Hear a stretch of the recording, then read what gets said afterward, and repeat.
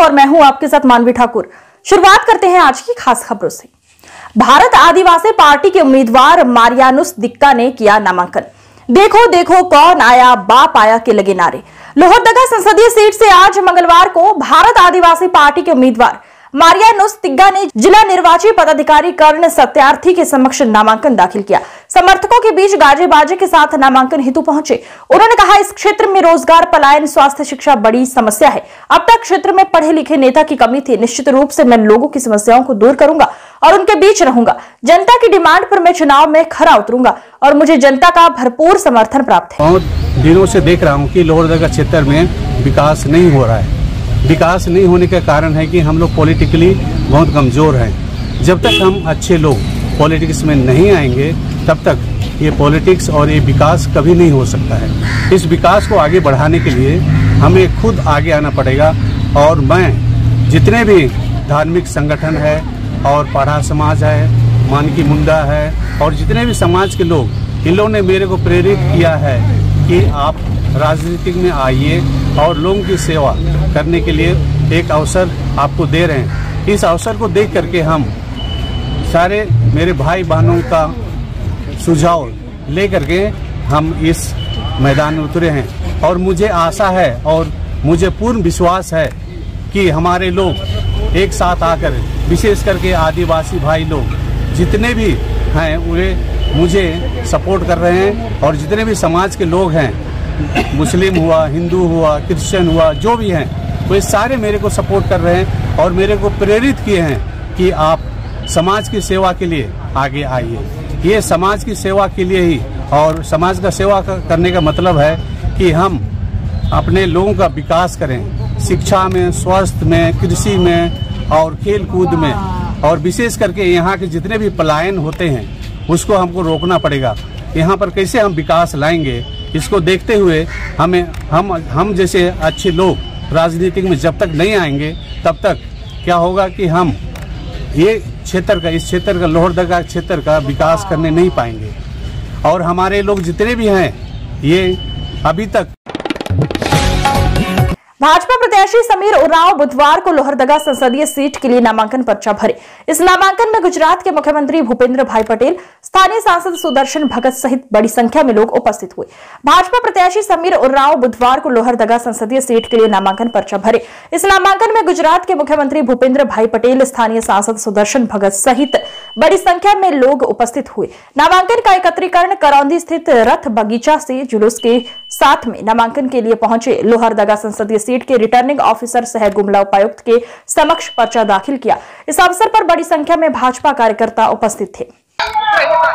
Bharatiya Janata party Lohardaga Lok Sabha क्षेत्र के सारे नेतृत्वकर्ता, हमारे माननीय सांसद आदरणीय सुदर्शन भगत जी के साथ माननीय पूर्व विधायक कमलेश उरांव जी, माननीय रमेश उरांव जी, माननीय शिवशंकर उरांव जी सहित हमारे आजसू की नेत्री कि आज दुनिया की सबसे बड़ी राजनीतिक पार्टी के रूप में आज स्थापित हुआ है। भारतीय जनता पार्टी हारती है तब भी नहीं घबराती है और जीतती भी है तब भी नहीं घबराती है। इसलिए चुनौतियां हर जगह हर समय रहती, लेकिन भारतीय जनता पार्टी के एक एक कार्यकर्ता चुनौतियों को सामना करते हुए सफलता की ओर आगे जाते हैं। इसी विश्वास और भरोसा के साथ हम लोग आगे बढ़ रहे हैं। अच्छा, लोहरदगा में आजादी के 75 साल हो गए हैं। इन पिछले 10 वर्षों में देश के यशस्वी प्रधानमंत्री जी ने बहुत कुछ को किया है, जैसे air connectivity, rail connectivity, road connectivity, electricity connectivity, water connectivity को इस क्षेत्र में देश के यशस्वी प्रधानमंत्री ने आगे बढ़ाया है। इन सारे कामों में जहां कहीं भी रह गया है, हमारे देश के यशस्वी प्रधानमंत्री जी ने स्पष्ट रूप से कहा है कि जितने भी जो कार्य नहीं देखा होगा, एनडीए के लोहरदगा से जो हमारी नेत्री है श्रीमती नीरू शांति भगत, पूरे जुलूस में हमारे जुलूस की गाड़ी के साथ। लोहरदगा संसदीय क्षेत्र के अंतर्गत आने वाले गुमला जिले में मतदान का प्रतिशत ज्यादा से ज्यादा हो, इसको लेकर जिला प्रशासन के द्वारा स्वीप गतिविधि के तहत मतदाताओं को जागरूक करने के उद्देश्य से आज भारत स्काउट और गाइड के माध्यम से जागरूकता रैली निकाली गई। आगामी 13 मई को होने वाले लोकसभा आम चुनाव 2024 में लोहरदगा संसदीय क्षेत्र के अंतर्गत आने वाले गुमला जिले में मतदान का प्रतिशत ज्यादा से ज्यादा हो, इसको लेकर जिला प्रशासन के द्वारा स्वीप गतिविधि के तहत मतदाताओं को जागरूक करने के उद्देश्य से आज भारत स्काउट और गाइड के माध्यम से जागरूकता रैली निकाली गई। जिला मुख्यालय स्थित संत इग्नासियस हाई स्कूल के प्रांगण से जिला निर्वाचन पदाधिकारी सह उपायुक्त कर्ण सत्यार्थी सहित अन्य वरीय अधिकारियों ने संयुक्त रूप से हरी झंडी दिखाकर जागरूकता रैली को रवाना किया। इस मतदाता जागरूकता रैली में संत इग्नासियस हाई स्कूल, नेट्रोडेम स्कूल एवं उर्सलाइन कॉन्वेंट हाई स्कूल गुमला के विद्यार्थी शामिल हुए। आज सेंट इग्नेशियस स्कूल के प्रांगण से स्काउट्स एंड गाइड्स के सैकड़ों सदस्यों ने, छात्र छात्राओं ने स्वयं प्रेरणा से मतदाता जागरूकता रैली निकाली जिला के स्वीप कोषांग के साथ कोऑर्डिनेशन में। तो इसका मुख्य उद्देश्य जो है वो ये है कि लोगों को मतदान ही नहीं केवल बल्कि नैतिक मतदान की ओर प्रेरित करें। जैसा कि हम जानते हैं कि हमारा अर्बन क्षेत्र खास करके अर्बन एपैथी का भी शिकार है और गत वर्षों में 60% से नीचे यहाँ मतदान का प्रतिशत रहा है। तो इस वर्ष हमारा एम है कि 80% से ऊपर मतदान हो और सभी लोग नैतिक रूप से बिना किसी प्रलोभन के मतदान करें। तो इस क्षेत्र में क्योंकि छात्र छात्राएं सबसे जागरूक होते हैं, उनके पास नए आइडियाज़ होते हैं, अपने घर में अपने कॉलोनी में लोगों को वो प्रेरित कर सकते हैं, तो इसके लिए उनकी सहायता ली गई है और स्काउट्स एंड गाइड्स की सहायता से ये मतदाता जागरूकता रैली निकाली गई है। भटौली जंगल में जंगली सुअर के हमले से 28 वर्षीय युवक गंभीर रूप से घायल, गुमला रेफर।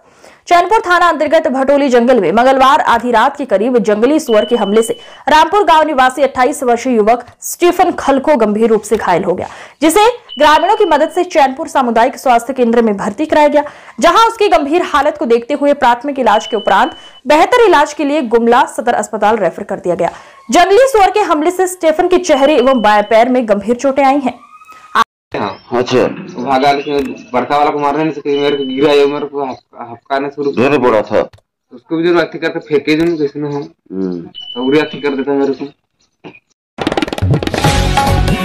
सीसीएल कथारा क्षेत्र के कथारा महाप्रबंधक कार्यालय में बुधवार को कथारा क्षेत्रीय सलाहकार समिति के सदस्यों की बैठक बुलाई गई। बैठक की अध्यक्षता कथारा महाप्रबंधक डीके गुप्ता के द्वारा किया गया, जबकि संचालन सूर्य प्रताप सिंह के द्वारा किया गया।